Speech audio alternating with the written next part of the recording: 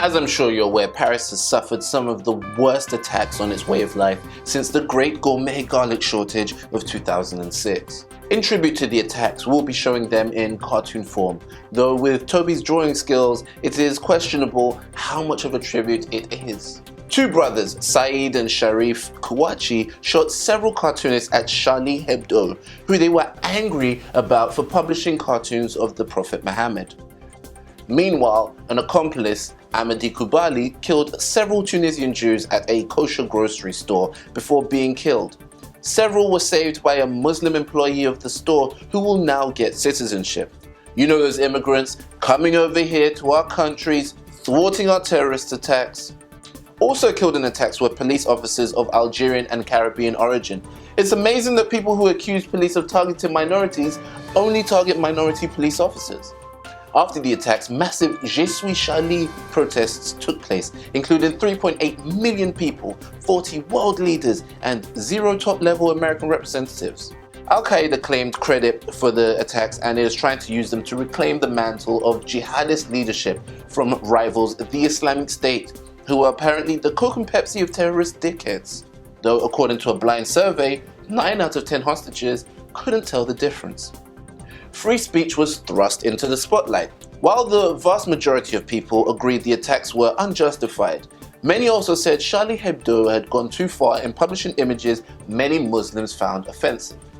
Accusations of double standards were thrown, with Americans complaining, "You can make fun of Christians, but not Muslims." French people saying, "You can make fun of Muslims, but not Jews." Russian people saying, "What is fun?" In fact, days after protests in support of free speech, controversial French comedian Dieudonné was arrested after briefly posting a joke on Facebook that seemed to sympathize with the attackers. It seems France is particularly harsh on Islamic people. However, who can blame them? We can all agree there is no excuse to cut off the heads of people you disagree with. The accusations of double standards reverberated because it has been a topic of debate in America and Britain as well.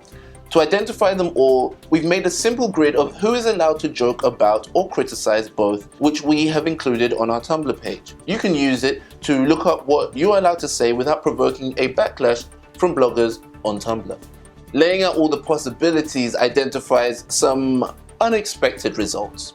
For some reason, everyone can make fun of Indians because it's a globally accepted belief that their accents and head movements are funny.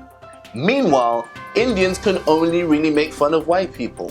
For all the fun people make of them for working tech support, you have to think they make way more fun of people who call tech support. And everyone is allowed to make fun of themselves, except of course for Muslims and feminists. Hold on, am I allowed to make fun of feminists? Damn. My prediction is that the attacks will cause a backlash from political correctness, and that in the future, people will be amazed at the reaction that drawing Muhammad had, as we are about the reactions to blasphemy against Christianity hundreds of years ago. But we won't be the first to start drawing Muhammad cartoons ahead of the times, because we don't want to have no heads in no time. Thank you for watching Ahead of the Times, predicting the news since 2016. Please subscribe, share, and tune in next week to stay truly ahead of the times.